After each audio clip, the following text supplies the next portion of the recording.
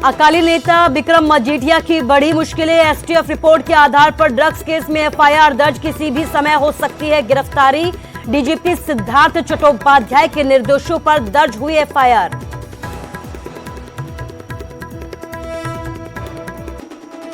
मजीठिया मामले में 3 सदस्यीय एसआईटी का किया गया गठन। एआईजी बलराज समेत डीएसपी टीम में शामिल।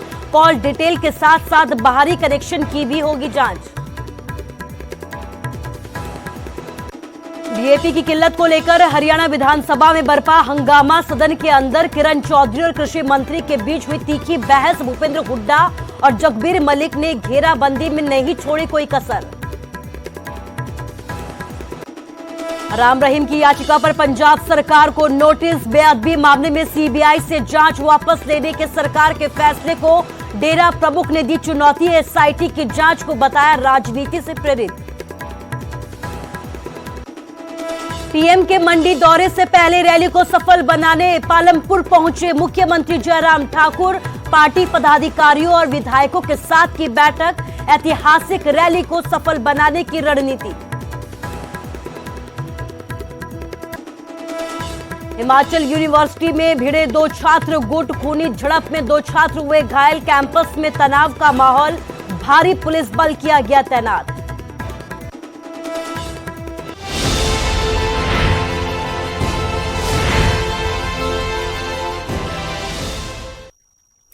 नमस्कार, स्वागत है आपका न्यूज 18 पंजाब हरियाणा हिमाचल में। मैं हूं आपके साथ कुसुम रावत। बुलेटिन का आगाज हरियाणा की खबर के साथ करेंगे। यूरिया और डीएपी की खाद को लेकर यहां पर मंगलवार को हरियाणा विधानसभा में जमकर हंगामा बरपा।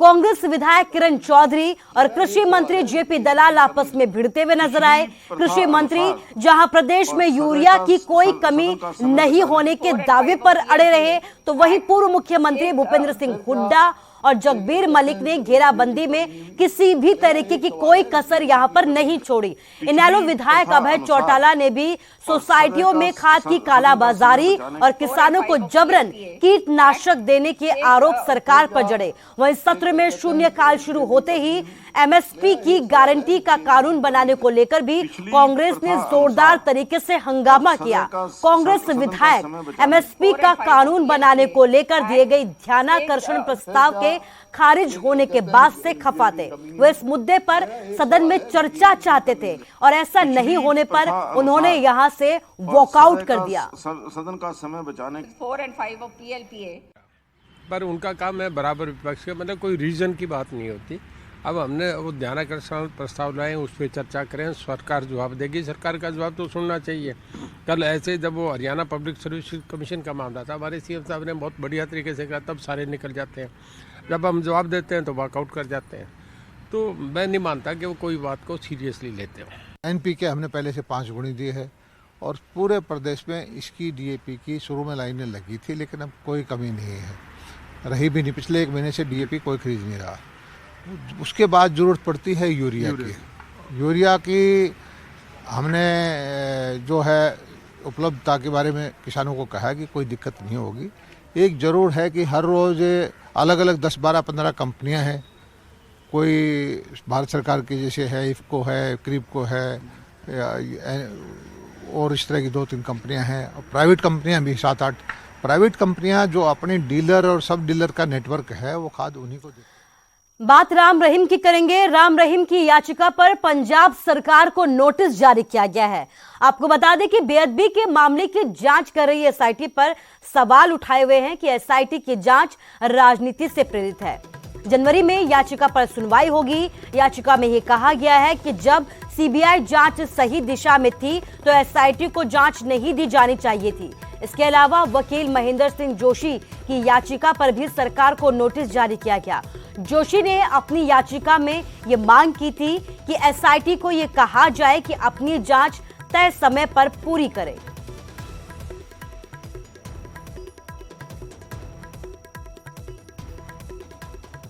किसान आंदोलन में करीब 1 साल से बंद रहा दिल्ली सिरसा नेशनल हाईवे 9 पर हिसार का रामायण टोल प्लाजा एक बार फिर से विवादों में आ गया है। आसपास के गांव के वाहनों का टोल वसूलने की सूचना पर किसानों ने टोल प्लाजा चालू नहीं होने दिया, वहीं डेरा डाल दिया। यहां पर टोल प्लाजा के शुरू करने के लिए यहाँ पर कर्मचारी पूरी तरह से लगे हुए थे, लेकिन आसपास के गांवों से टोल टैक्स वसूलने के विरोध में किसानों ने फिर यहाँ पर टोल प्लाजा में डेरा डाल दिया और धरना प्रदर्शन करना शुरू कर दिया। एक बगाना और देपड़ गाँव नजदीक पड़ा है, उसका टोल काट रही है। तो हमने इनके बारे में बात ये बोलने लगे माइड खरड़ अलीपुर और रामायण ढंडेरी का भी टोल कटा का के मैं तो नहीं होता मामी। तो आज ये काम शुरू कराया था, हमने बंद करवा दिया। टोल जो हमारा खरड़ अलीपुर रामायण ढंडेरी और देपड़ बगाना माइड इन गांवों का भी दोबारा टोल शुरू करने की कह रहा जो मैनेजर है इनका बड़ा, और उसने आज खुले तौर पर कह दिया किसी गांव का टोल माफी नहीं होगी। हम जब तक ये टोल फ्री रखेंगे जब तक हमारे गांव को लिखित रूप में नहीं मिलेगा। हमारे जो 5-6 गांव है उनका लिखित रूप में नहीं देंगे ये टोल नहीं। और खबर हिमाचल से है। 27 दिसंबर को 4 साल पूरे होने पर जयराम सरकार मंडी में एक भव्य कार्यक्रम आयोजित करने जा रही है। सीएम जयराम ठाकुर ने दिल्ली जाकर पीएम मोदी को आने का निमंत्रण दिया। शिमला लौटने पर सीएम से खास बातचीत की हमारे संवाददाता रणबीर सिंह ने। मैं समझता हूं कि जो हालात परिस्थितियां थी उसके हिसाब से हमारा कार्यकाल बहुत बेहतरीन रहा है। जो किया जा सकता था वो करने की कोशिश हुई है। कि मैंने एक बात कही है कि गरीब जहां था वहां खड़े हुए हम हर वक्त हमने गरीब की मदद करने की कोशिश की है। चाहे वो पेंशन से बुजुर्गों की सेवा करने का भाव था, चाहे पेंशन के अतिरिक्त हमारे उनके इलाज के लिए हिम केयर की शुरुआत थी, गरीब आदमी के इलाज के लिए व्यवस्था की। सहारा योजना के माध्यम से जो गरीब आदमी जो चल नहीं सकता उसके लिए मदद की। और उसी तरह से शगुन योजना के माध्यम से जो हमारी बेटियां गरीब परिवार से संबंध रखती हैं, बीपीएल परिवार से, उनकी शादी के लिए 31,000 रुपए का शगुन देना, उनके लिए मदद करना, जो भी गरीब आदमी के लिए हुआ। तो मंडी में होने वाले 4 साल के समारोह में होने वाली रैली को सफल बनाने के लिए जयराम ठाकुर पालमपुर पहुंचे। यहां कांगड़ा जिले के सभी भाजपा के पदाधिकारियों और विधायकों के साथ बैठक की गई। इस बैठक में विधायकों के साथ चर्चा की गई। मंडी में होने वाली ऐतिहासिक रैली को सफल किस तरीके से बनाया जाए सभी विधायकों की इसमें राय भी ली गई। बुला लेते। देखिए, हिमाचल प्रदेश सरकार के 4 वर्ष का कार्यकाल था। हिमाचल यूनिवर्सिटी में 2 छात्र संगठनों की आपस में भिड़ंत हो गई। 2 छात्र गुटों में खूनी झड़प हो गया, जिसमें 2 छात्र घायल बताए जा रहे हैं। छात्रों में भिड़ंत के बाद मौके पर काफी संख्या में यहां पर पुलिस बल पहुंचा। यूनिवर्सिटी में के कैंपस में यहां पर पुलिस बल की तैनाती की गई है। जानकारी के मुताबिक एचपीयू के लॉ डिपार्टमेंट के बाहर ये खूनी झड़प हुई। पुलिस के बाद यहां पर एक छात्र गुट के वर्कर्स को लॉ डिपार्टमेंट के में ही बंद कर दिया गया ताकि झड़प को यहां पर रोका जा सके। बताया जा रहा है कि दोनों गुटों के छात्रों में किसी बात को लेकर कहासुनी हो गई थी और इसके बाद ये कहासुनी खूनी संघर्ष में बदल गई। घटना में दोनों गुटों के एक वर्कर्स भी घायल हुए हैं।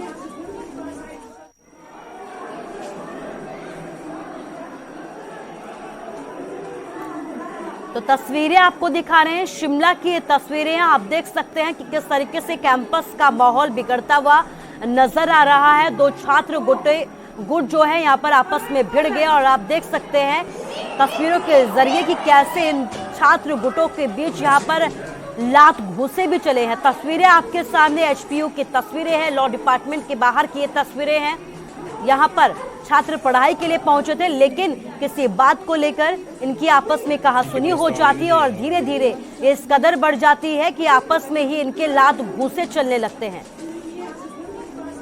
वो डिमांड्स हमारी इस तरीके से थी कि जो पीएचडी में गलत धांधलियां की हैं, वीसी ने पिछले दरवाजे से जो अपने बेटे और कुछ और लोगों को जो पीएचडी में एडमिशन दिया बिना नेट बिना एंट्रेंस के, उसके लिए, और जो ये यहाँ पर छात्रों की लूट मची हुई है खाने पीने की वस्तुएं महंगी कर कर, तो उसमें हमारा जो एक नुक्कड़ था। और साथ में जो कैफेटेरिया हो गया और लाइब्रेरी में हमारी 24 आवर सेक्शन लाइब्रेरी और हर डिपार्टमेंट्स की हर सब्जेक्ट्स की किताबें जो है लाइब्रेरी में अवेलेबल नहीं है, उसके लिए हमारा एक नुक्कड़ था। जी देखिए, अगर एसएफआई हम पे आरोप लगा रही है तो मैं चाहूंगा कि आप सीसीटीवी फुटेज के माध्यम से जाए। हम देखते हैं जब हमारे कार्यकर्ता लॉ डिपार्टमेंट के बाहर पे खड़े होते हैं, जो हमारे फर्स्ट ईयर के स्टूडेंट्स हैं, और बेसिकली हमारे साथ अभी देखते हैं ट्राइबल स्टूडेंट बहुत जुड़ा है। चुनाव कानून संशोधन विधेयक 2021 राज्यसभा में भी पास कर दिया गया है। लेकिन इस दौरान विपक्ष ने जोरदार तरीके से यहां पर हंगामा किया और सदन से वॉकआउट भी कर दिया। इस विधेयक में मतदाता सूची में दोहराव और फर्जी मतदान रोकने के लिए मतदाता कार्ड और सूची को आधार कार्ड से जोड़ने का भी प्रावधान है। केंद्रीय मंत्रिमंडल ने पिछले हफ्ते बुधवार को चुनाव सुधारों से जुड़े इस विधेयक के मसौदे को भी मंजूरी दी थी। केंद्रीय कानून मंत्री किरण रिजिजू ने भी इस विधेयक को राज्यसभा में पेश किया और अब यह विधेयक राष्ट्रपति के पास भेजा जाएगा।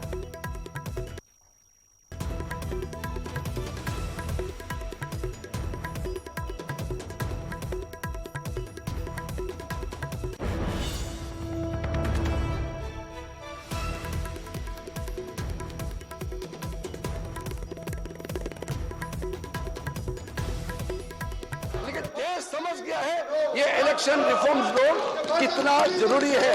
ये इलेक्ट्रल रिफॉर्म्स बिल बहुत ही आवश्यकता है आज के समय में और सब माननीय प्रधानमंत्री जी को धन्यवाद दे रहे हैं कि इलेक्शन कमीशन का रिपोर्ट को हमने बिना समय गवाए आज ये अमेंडमेंट बिल लाया है।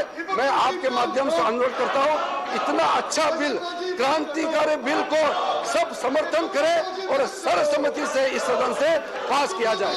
मैं समझता हूँ आज का जो व्यवहार था ये स्पष्ट करता है कि इनके मन में कोई खोट है, इनके मन में किसी प्रकार की इलेक्टोरल मैल प्रैक्टिसेस की इच्छा ज्यादा है, बजाय के इलेक्शन प्रोसेस को साफ किया जाए। पीएम नरेंद्र मोदी ने प्रयागराज से उत्तर प्रदेश की आधी आबादी को कई सौगातें दी। इसमें पुष्टाहार प्लांट, सुमंगला योजना के तहत डीबीटी के लाभ भी शामिल हैं। और क्या कुछ रहा खास, आइए देखते हैं इस रिपोर्ट के जरिए।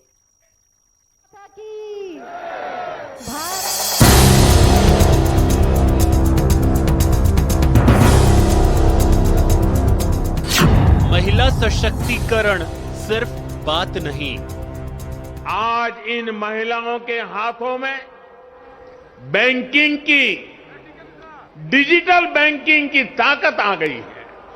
इसलिए देश देख रहा है कि यूपी में कैसे काम हो रहा है और तभी तो मैं कहता हूं प्रत्यक्षे किम प्रमाणम। महिलाओं ने ठाना पुराने दौर में नहीं जाना। उत्तर प्रदेश की महिलाओं ने, माता बहनों बेटियों ने ठान लिया है अब वो पहले की सरकारों वाला दौर वापस नहीं आने देगी। पुराने घरों पर भी मिलेगा महिलाओं को हक। उत्तर प्रदेश के गांव में योगी जी की सरकार हर घर की मैपिंग कराकर ऐसे ही गिरौनी देने का काम पूरा कर लेगी। फिर जो बने हुए घर है उनके कागज में भी घर की महिलाओं का नाम होगा। प्रयागराज से पीएम की सौगात। अलग अलग सेक्टर्स में स्वयं सहायता समूह को जो सहायता दे रही है, इसकी एक किस्त के तौर पर आज मुझे 1000 करोड़ रुपए ट्रांसफर करने का सौभाग्य मिला है।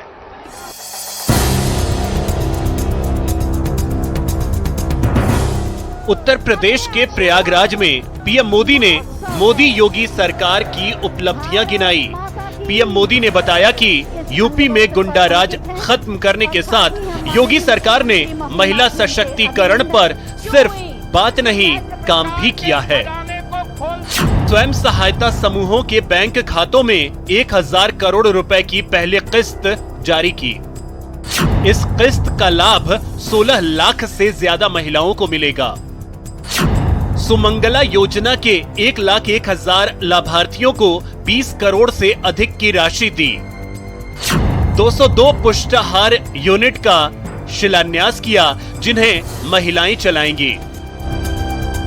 प्रयागराज के परेड ग्राउंड से पीएम मोदी नाम लिए बगैर लड़कियों की शादी की उम्र बढ़ाकर 21 करने के प्रस्ताव का विरोध कर रहे राजनीतिक दलों पर भी निशाना साधा। बेटियों के लिए शादी की उम्र को 21 साल करने का प्रयास किया जा रहा है। देश ये फैसला बेटियों के लिए कर रहा है, लेकिन किसको इससे तकलीफ हो रही है, ये सब देख रहे हैं।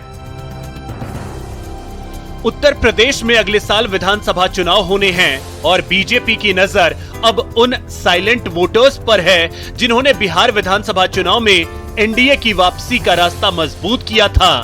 महिला सशक्तिकरण को लेकर प्रयागराज की सभा को कांग्रेस नेता प्रियंका गांधी के लड़की हूं, लड़ सकती हूं अभियान के जवाब के तौर पर देखा जा रहा है। Bureau report, news 18 network.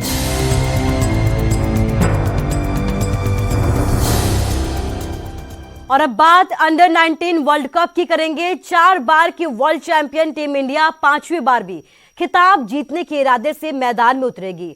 भारतीय टीम का ऐलान हो चुका है और टीम इंडिया में हरियाणा के 3 जबकि चंडीगढ़ के 2 खिलाड़ियों को भी शामिल किया गया है।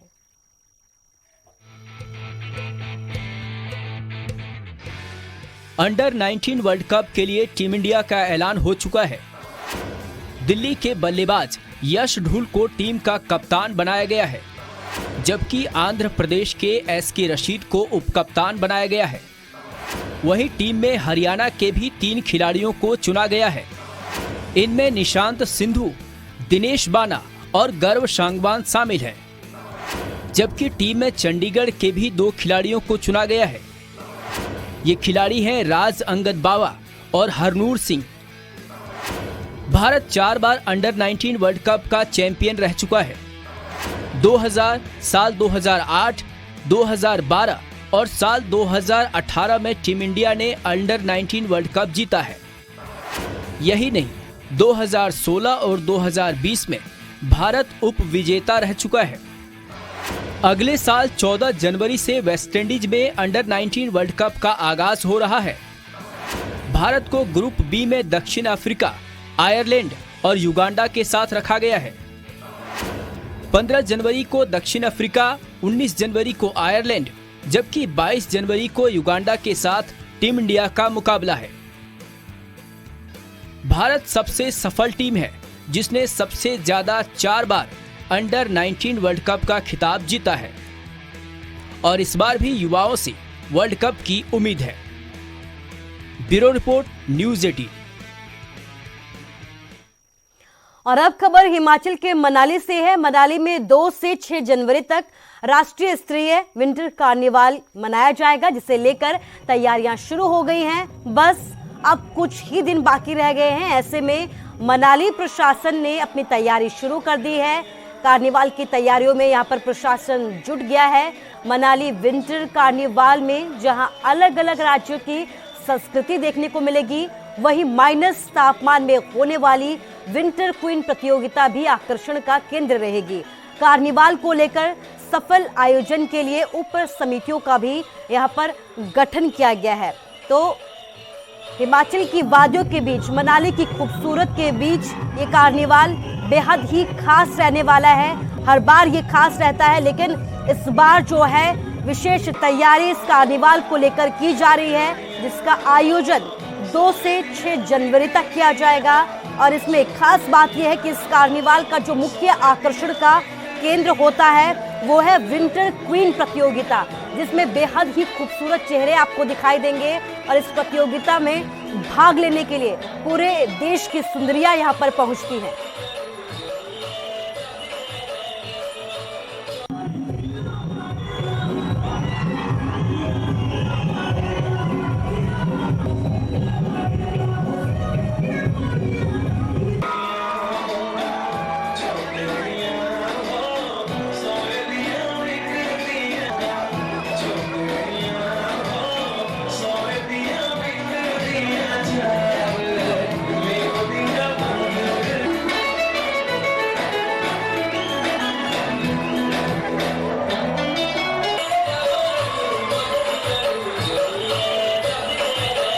विंटर कार्निवल के लिए हम तैयारियां कर रहे हैं। लगातार जो हमारी मीटिंग्स के राउंड्स हैं वो भी हम कर रहे हैं, और कार्निवल को सक्सेसफुल बनाने के लिए जो है जो हमारे स्टेक होल्डर्स हैं जिनसे हमें फाइनेंशियल कलेक्शन करनी है, वो लोग भी अपने लेवल पे अभी निर्णय ले रहे हैं। कुछ मीटिंग्स पिछले कल भी होटल एसोसिएशन भी मीटिंग कर रही है, हमारी पेट्रोल पंप्स एसोसिएशन है उन्होंने मीटिंग किया है। सभी लोग इसमें जो बढ़ चढ़ कर हिस्सा ले रहे हैं। मुझे इस बात की बहुत खुशी है कि मनाली के लोगों ने अपने इस कार्निवल को अडॉप्ट किया है, और वित्तीय जो हमारे पास जो अब हमारी हेल्थ होगी, फाइनेंशियल हेल्थ के अकॉर्डिंगली ही हम लोग मेजर डिसीजन ले पाएंगे। अभी तक ये सही है कि अभी तक बहुत सारे लोगों को हमने इनवाइट भी नहीं किया है, लेकिन येस बहुत सारी फ़ोन कॉल्स मुझे कॉन्टीन्यूसली आ रही हैं, मेरे मोबाइल नंबर पे आ रही है, बहुत सारी मेल्स भी आ रही हैं। लोगों में भारी उत्साह देखा जा रहा है, वो पार्टिसिपेट करना चाहते हैं। रीज़न भी बहुत समय से कोई एक्टिविटीज़ इस प्रकार की। और फिलहाल के लिए इस बुलेटिन में बस इतना ही, लेकिन आप लोग अपना ख्याल रखिए। नमस्कार।